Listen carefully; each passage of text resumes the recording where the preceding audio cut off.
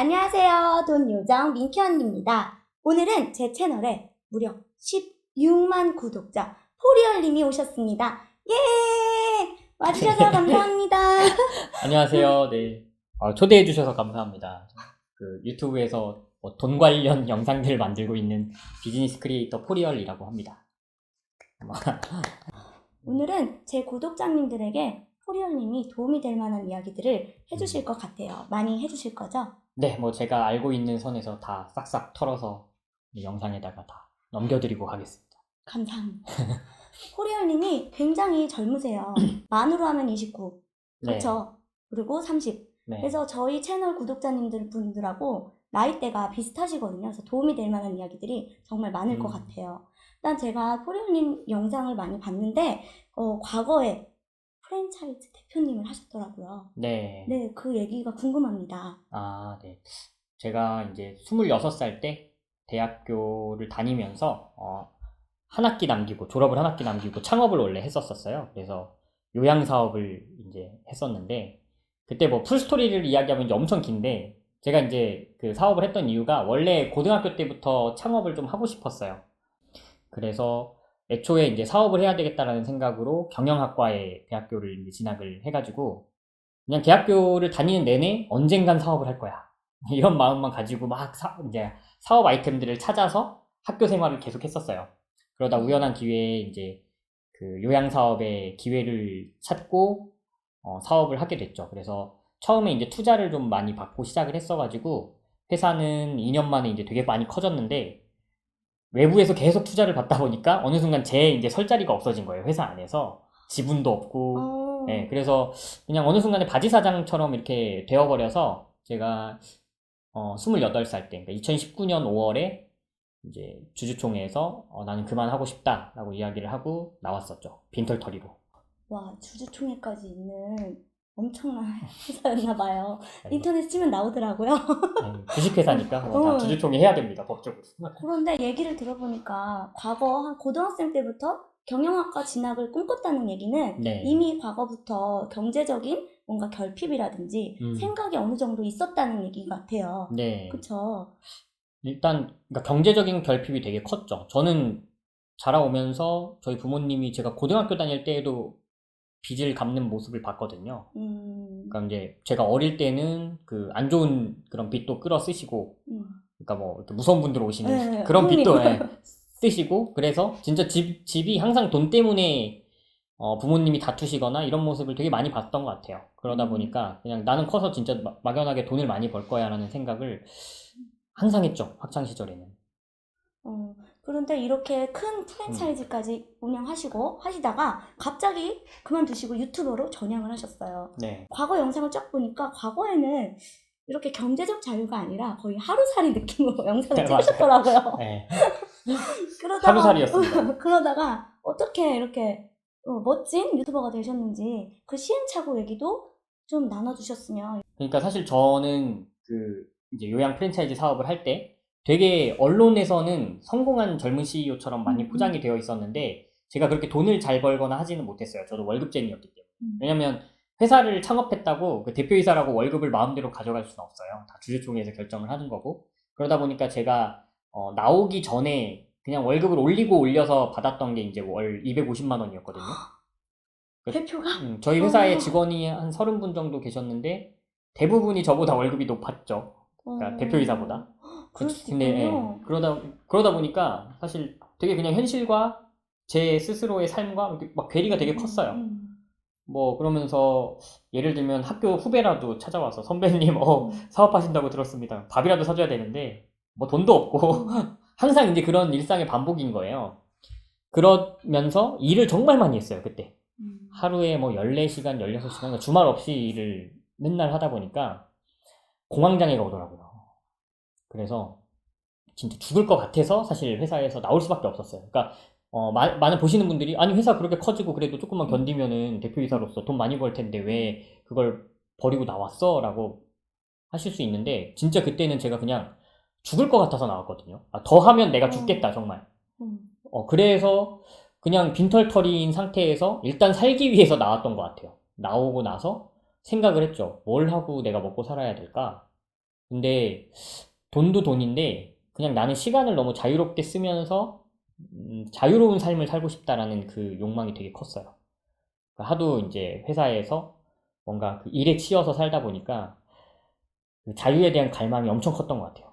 그런 와중에 유튜브를 본 거죠, 이제. 근데 유튜버들이 그 당시에 막 돈을 엄청 많이 번다는 언론 보도들이 막 나올 때였어요. 유튜버들을 보니까 그냥 너무 자유로워 보이는 거예요. 집에서 영상 찍고 싶을 때 찍고, 편집해가지고 올리고, 돈 많이 벌고. 이게 얼마나 좋은 삶인가. 꿈의 직장이다. 네, 그래서, 그때는 이제 되게 돈을 쉽게 번다라고 이제 생각을 했죠. 물론 유튜브 절대 쉽지 않습니다. 쉽지 않습니다. 네, 근데 그때는 되게 쉽다고 생각을 한 거예요. 그래가지고 막연하게 그냥 유튜브를 했어요. 그런 와중에 제가 생활비는 당장 필요하고 그래서 그냥 정말 돈을 버는 걸 하나씩 도전하기 시작했어요. 대리운전, 심부름 대행 이런 것들을 하나하나 유튜브에 또 올리기 시작했죠. 근데 이거에서 이제 더 많은 사람들이 공감할 수 있는 정말 현실적인 얘기를 제가 건드리기 시작하니까 그때부터 채널이 굉장히 커지기 시작을 했어요. 그리고 그렇게 구독자들이 모였을 때 그분들한테 이제 뭘 알려줄 수 있을까를 고민하면서 제가 도전할 만한 것들을 계속 찾기 시작한 거죠. 그래서 이제 온라인으로 돈 버는 방법들을 하나씩 찾기 시작했고, PDF 전자책을 만들어서 팔아보는 것도 해보고, 뭐 제휴 마케팅도 해보고, 이것저것 해보면서 그걸 이제 하나씩 알려드리기 시작하니까, 저도 하고 돈 벌었어요. 저도 해봤는데, 돈 돼요. 이런 이제 피드백들이 오면서, 그때 이제 같이 제 채널이 굉장히 많이 성장을 한 것 같아요. 역시 대중을 원하는 거를 시행착오를 겪으면서 찾아내서 그걸 이렇게 타겟을 해서 계속 찍어내니까 확 커질 수밖에 없는 것 같아요. 1년밖에 안 되셨는데 이렇게 저와 지금 8배가 차이 납니다. 그런데 포리올님 영상 보면 되게 재밌거든요. 한 가지, 두 가지, 세 가지 이렇게 해서 핵심을 딱딱 찝어내면서 그 안에서 막 농담을 하시면서 재밌게 찍어내는데 거기서 이제 우리가 놓칠 게 많으니까 그걸 1, 2, 3 번호를 매겨서 다시 요점 정리를 해주시더라고요. 네. 그래서 되게 재밌는데 지금 상상이 안 가요. 재미가 없었다는 영상이 있었다니까. 거의 웬만한 영상 다 본 것 같은데 다 재밌었거든요. 사실 그러니까 제가 처음에 진짜 올렸던 것 중에 영상들 제가 지운 거 진짜 많거든요, 지금. 지우셨어요? 비공개로 해놓은 영상들이 엄청 많아요. 그러니까 많은 분들이 큰 유튜버 채널들을 보면서 유튜브 시작하기를 되게 부담스러워 하시는 분들이 계세요. 난 저렇게 만들 자신이 없어. 근데 진짜 모든 유튜버들의 첫 영상들은 정말 그러니까 우리가 막말로 이야기할 때 허접했거든요. 저도 그냥 뭐 돈도 없으니까 아이폰 그때 이제 쓰던 거 6에다가 그 셀카봉인데 이제 삼각대 되는 셀카봉 있잖아요. 그거 놔두고선 그냥 찍었거든요. 마이크도 없고 조명도 없고. 그리고 지금처럼 막 이렇게 말을 막 와다다다다다 하면서 제가 영상을 찍지도 못했어요. 그때는 안녕하세요. 포리얼입니다.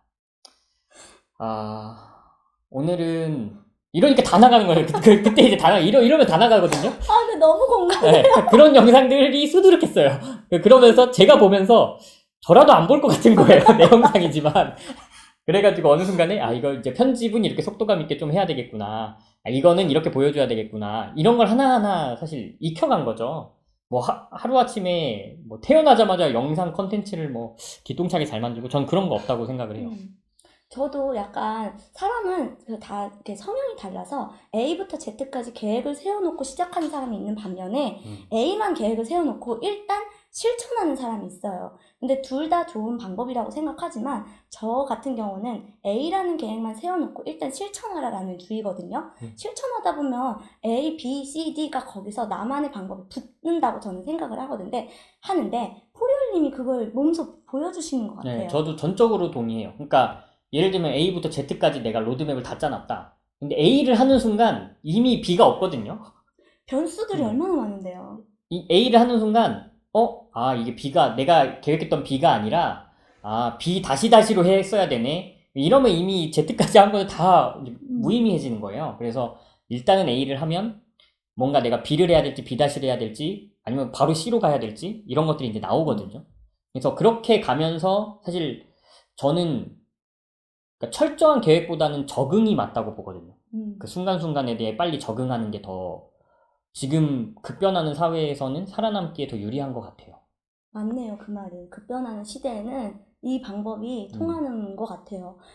그런데 이렇게 실천이 어려운 사람들도 많아요, 사실. 그죠? 네. 계획을 아무리 조금만 세우고 일단 실천해라. 이건 다 알아요. 누구나 아는데 그 실천 자체가 어려운 분들이 성향상 있거든요. 그런 분들을 위해서 실천, 포련님이 보여주고 계시잖아요. 그 실천력을 막 붙돋아서 진짜 할 수 있는 그런 능력 어떻게 발휘할 수 있을까요? 저는 일단은 시각화가 제일 효과적인 것 같긴 해요. 그래서 제가 뭐 영상에서도 이야기하고 뭐 제 책에서도 이제 써놓고 막 했는데, 그러니까 달력 같은 거를 내 눈에 보이는 데다가 크게 붙여놓고, 예를 들면 내가 무조건 해야 되는 거, 뭐 나는 블로그를 시작했는데 하루에 글을 꼭 하나씩은 써야 되겠어 라고 했다면, 그거를 했냐 안 했냐를 달력에다 진짜 크게 동그라미 X를 그냥 치는 거예요, 계속. 근데 여기서 이제 중요하게 생각할 거는 이틀의 법칙이라고, 이틀 연속 X가 나오면 안 돼요. 그러니까 하루는 쉬어도 돼요. 내가 매일 글을 쓰겠어 다짐했지만 너무 힘들면 하루 쉴 수 있거든요. 그러면 만약에 어제 X다, 오늘은 그걸 시각화하면서 반드시 저 달력에 어제 X가 나왔기 때문에 오늘은 반드시 동그라미 넣어야 돼. 이거를 계속 생각을 하면 사람이 이게 압박이 오기 때문에 하게 돼요. 근데 이걸 시각화를 안 하고 그냥 마음속으로 어제 안 썼으니까 오늘 써야 되는데, 오늘 써야 되는데, 이러면 그냥 또 하루가 지나가거든요. 근데 이게 왜 이틀의 법칙이 중요하냐면, 이 좋은 습관은 그냥 금방 날아가요, 우리 몸에서. 근데 나쁜 습관은 지독하게 안 날아가요. 그리고 또 좋은 습관은 또 잘 안 배요, 몸에. 맞아요. 근데 나쁜 습관은 또 금방 배요. 네. 그래서 좋은 습관을 진짜 몸에 익히고 뺏기지 않으려면 저는 이틀을 쉬지 않아야 된다고 생각을 하거든요, 연속으로. 그러니까 아무리 무슨 일이 있어도, 천지가 개벽해도 하루 쉬고 나서 그 다음날은 꼭 그걸 해내야 된다. 그러니까 이틀 연속으로 쉬면 안 된다. 그러면 그 습관은 이미 나한테서 떠난 거나 마찬가지예요. 이틀 쉬면 3개월도 쉬게 되고 6개월도 쉬게 돼요. 그래서 무조건 시각화로 달력 같은 거 크게 붙여놓고, 예를 들면 운동이다, 나는 하루에 운동 꼭 30분은 할 거야, 매일같이 그거를 그냥 달력에다 붙여놓고 보는 거예요. 그러면 이게 시각화가 되기 때문에 아침에 일어나면서부터 일단은 그게 압박이 돼요. 근데 그렇게 해야 일단은 그게 몸에 배거든요. 스트레스는 받겠지만. 그래서 그게 되게 중요하다고 생각을 해요. 시각화. 항상 공부를 할 때 손으로 한번 쓰면 머리에 더 잘 들어오는 경향이 있잖아요. 네. 저만 그랬는지 다들 그러셨는지. 시각화가 정말 중요하다라는 얘기를 해주셨습니다. 이틀의 법칙을 잊지 마세요, 여러분. 그러면 이렇게 실천을 잘했어요. 일단 근데 저질렀잖아요. 네. 그러고 나서 나만에게 맞는 컨텐츠를 잘 찾아가면 다행인데 못 찾아갈 수도 있거든요. 그냥 흐지부지 끝날 수도 있어요. 네. 그 나만에 맞는 컨텐츠, 이거를 책에도 얘기를 쓰셨더라고요. 네. 이번에 책을 내셨습니다. 네. 그래서 그 책 리뷰도 제가 또 읽고서 해드릴게요. 그 책 안에 보면은 이제 나만의 브랜드를 만드는 방법이라고 해서 나와 있더라고요. 그 얘기들 궁금해요, 그 얘기가. 그러니까 컨텐츠를 찾는 법은 4가지를 제가 이제 항상 제시를 하는데, 첫 번째는 뭐 많은 분들이 이제 생각하시는 거지만 경험과 전문성이 있는 영역. 내가 뭐 어떤 영역에서 10년 이상 경력이 있다. 그럼 그 영역 가지고 사실 컨텐츠를 만드는 게 제일 편하겠죠, 내가 전문성이 있고 하니까. 근데 여기서 전문성이라는 단어에 너무 오류에 빠지면 안 돼요. 그러니까 많은 사람들이 전문성이라는 단어가 부담스러우니까, 나보다 이거 훨씬 잘하는 사람들 더 많은데, 나보다 장인들이 더 있는데 내가 그거 콘텐츠로 다룰 자격이 있을까? 이런 생각을 또 많이 하시거든요. 예를 들면은 제가 재벌이라서 돈 얘기하는 거 아니고, 민키님이 뭐 재테크로 전국 1타 강사라서 재테크를 이야기하는 거 아니잖아요. 돈 얘기하는 거 아니잖아요. 근데 그냥 우리가 충분히 저희가 전달하는 정보에 가치를 느끼시니까 사실 구독을 하고 보고 계시잖아요. 그러니까 그럴 수 있거든요.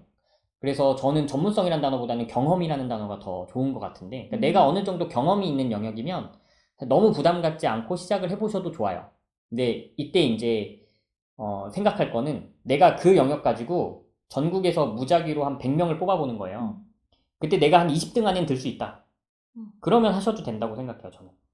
왜냐면 내 위로 뭐 19명 있어도 아래에 80명이 있는 거니까 그분들한테 가르쳐주면 되는 거거든요. 그분들은 내 정보가 필요한 분들이에요.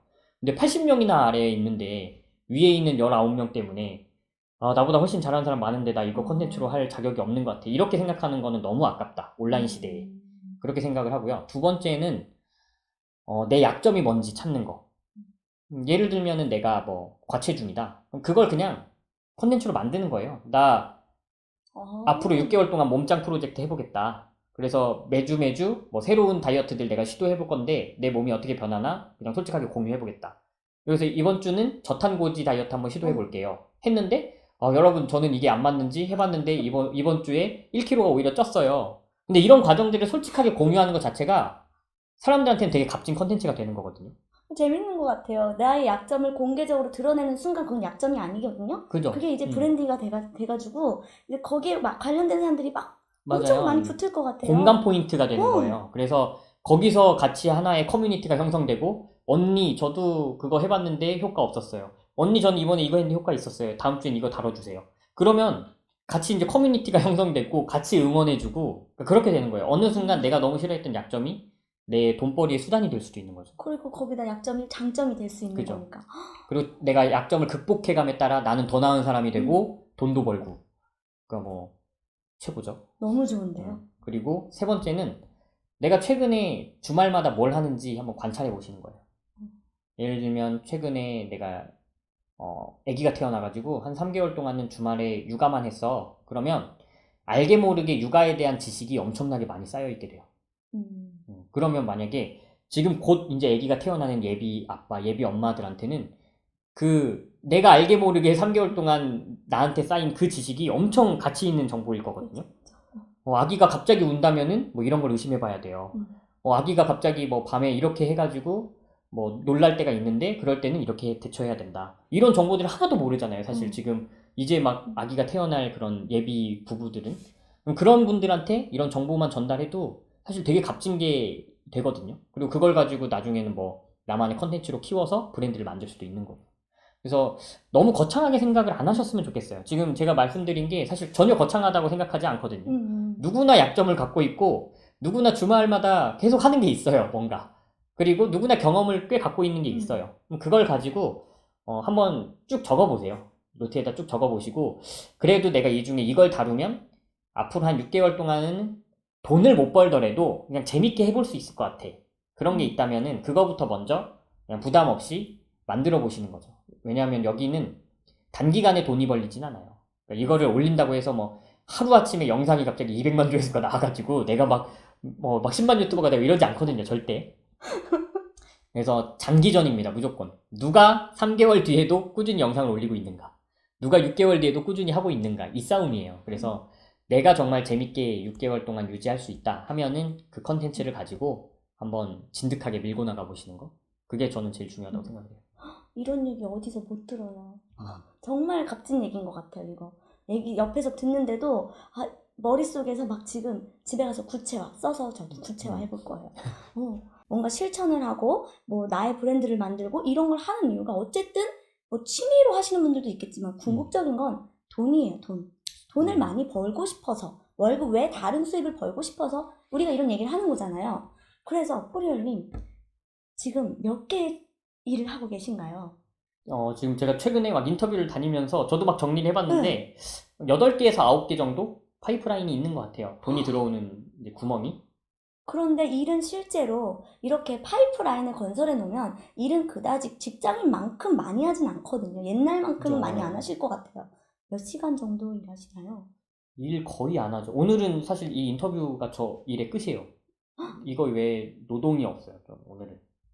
그래요? 노동이랄 게 없어요.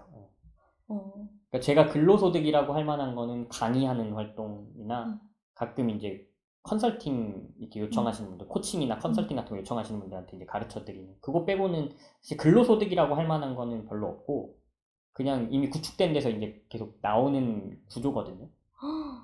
와, 8개의 파이프라인을 가지신 분입니다. 그래서 이렇게 해가지고 이렇게 구축하는데 지금 작년 5월에 퇴사하셨다고? 재작년 5월, 네. 19년 5월. 19년도 5월에 퇴사하셨는데 이렇게 파이프라인 8개를 구축한 지 지금 2년. 그죠. 이 조금 안 되는 거예요. 1년 6개월 정도 걸려서 대부분의 지금 파이프라인이 이제 구축돼서 안정화가 된 것 같아요. 오, 대단하십니다. 그런데 또 유튜브를 보니까 올해 목표 수입이 순 2천만 원이라고. 네, 올해는 2천만 원을 달성하고 싶어서 달성하실 것 같아요.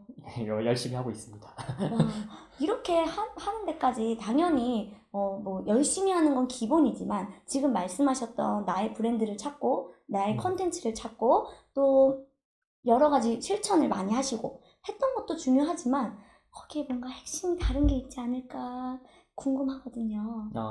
일단은 그러니까 열심히라는 거는 저는 그냥 디폴트라고 생각해요. 기본. 그러니까 열심히 하고 있는데 왜 안 될까요? 라고 하는 거는 저는 무의미한 질문이라고 생각하거든요. 왜냐하면 열심히는 그냥 원래 해야 되는 거예요. 기본적인 거. 예, 되게 더 중요한 거는 그러니까 정확한 방법으로 열심히 하는 거거든요. 그러니까 엉뚱한 방법으로 열심히 하면은 헛고생이 되고, 그리고 정확한 방법을 알지만 열심히 안 하면 결과를 달성할 수 없어요. 그래서 우리가 중요한 거는 정확한 방법을 알고 열심히 하는 건데, 사실 저도 시행착오를 되게 많이 한 거죠. 어떻게 보면은 지금까지 유튜브에서 보여요. 네, 제 유튜브 컨텐츠들도 지금 막 지워진 영상이지만 막 찬물 샤워 영상도 있었고 되게 별의별 영상들이 되게 많았어요. 그러니까 정보를 전달하는 저의 어떤 관객분들과 전혀 상관없는 영상들도 막 많이 만들었었고, 그때는 그냥 제가 좋아서 만든 영상들도 많이 있고, 근데 그런 게 유튜브에는 전혀 사실 도움이 안 되거든요. 제 채널에 알고리즘상 알고리즘도 망가지고. 그러니까 그런 건데 시행착오를 저 역시도 다 겪었어요. 그 시행착오를 하면서 내가 배우거나 아니면은 이미 시행착오를 거쳐간 사람들의 이야기를 들어서 최대한 시행착오를 줄이는 방향을 가야 돼요. 열심히 하는 건 기본. 이미 우리가 가려는 길을 앞서서 걸어가신 분들이 많아요. 그분들한테 배우면 돼요. 그리고 시행착오를 줄이면 돼요. 근데 많은 분들이 그걸 안 한다. 그런 과정을 이런 돈 버는 과정에서도 분명히 해야 되거든요. 그러니까 굳이 저렇게 해서 큰 손실을 볼 필요가 없어. 그리고 굳이 저렇게 해서 시간 낭비를 할 필요가 없어. 그런 거를 알려줄 사람들이 분명히 있어요. 그런 것들을 많이 보고, 그러니까 저는 책이 제일 좋다고 생각하고, 그리고 유튜브 영상으로 이미 우리가 무료로 배울 수 있는 게 너무 많아요. 그러니까 그런 것들 많이 보시면서 올바른 방법으로 열심히 해야 된다. 그렇게 생각을 해요. 아마 제 채널 열심히 보시면은 올바른 방법들이 다 나와 있지 않나. 맞아요. 나와 있는 것 같아요. 그렇게 생각합니다. 죄송합니다. 갑자기. 제가 옛날에 사업을 할 때 저한테 이제 사업을 계속 알려주시던 그 사업가 분이 계셨는데, 자산이 뭐 아주 많으신 분이죠. 100억 이상의 이제 자산을 이루신 분인데, 제가 맨날 하면서 이거 진짜 어렵네요 라고 하면은 항상 무슨 얘기를 하셨냐면, 쉬우면 다 부자 됐지 라는 얘기를 항상 하셨어요. 제가 그분 아래에서 일을 하면서 진짜 한 2년 동안 쉬우면 다 부자 됐지라는 말을 그냥 100번은 넘게 들은 것 같은데, 그러니까 제가 항상 저도 똑같아요. 이거 너무 어려운 것 같은데 쉽지 않네요 라는 말을 항상 달고 살았던 것 같아요. 근데 지금은 그렇지 않거든요. 그러니까 그 마인드셋의 변화가 저는 이루어진다 보니까 또 단기간에 이렇게 성장을 할 수 있지 않았나 생각을 해요. 그래서 영상을 보시는 분들도 그런 마인드셋의 변화를 가지셨으면 좋겠어요. 마인드가 별거 아닌 것 같은데 사실 거의 90%는 마인드 싸움이라고 저는 생각을 하거든요. 이렇게 마인드가 변화되면 내가 변화가 되기 때문에 내 주변 환경도 변화되고 내 주변 사람들도 변화가 돼요. 그게 뭐 사람이 등급이 있다 이런 얘기가 아니고 마인드가 비슷한 사람들끼리 만나기 때문에 거기서 더 시너지가 나거든요. 맞아요. 우리가 할 수 있는 건 정말 우리가 그러니까 길을 찾고자 하면 다 있다. 근데 냉정하게 말하면 길을 찾고자 하는 의지가 없기 때문에 사실 잘 안 하게 되는 거죠. 이게 참 일과 일상을 다 병행하면서 추가적인 뭔가를 해야 한다는 게 사실은 쉽지만은 않은 일이에요. 맞아요. 네. 그런데 그래도 어쨌든 우리가 더 나은 삶을 살기 위해서는 뭔가를 우리가 해야 된다는 건 다들 알고 있잖아요. 아까 말씀해주신 실천력을 높이는 방법 3가지를 적용하면서 하시면 조금 도움이 많이 될 것 같아요. 또 물어볼 게 있나요? 열심히 활동을 하시다가 진짜로 그냥 궁금하신 거 막 여쭤보셔도 되는데. 그거는 요쪽에 있습니다. 이제 또 좌우 바뀌어가지고 여기서 나오고 막 좌우 반전돼가지고. 자, 이렇게 포리얼님의 이야기를 들어봤습니다. 너무 값진 이야기를 들어서 너무너무 감사드립니다, 포리얼님. 감사드립니다. 불러주셔서 제가 감사합니다. 구독자님들께도 많이 도움이 되는 이야기였으면 좋겠습니다. 오늘도 함께 해주셔서 감사합니다. 안녕히 계세요. 안녕히 계세요. 안녕.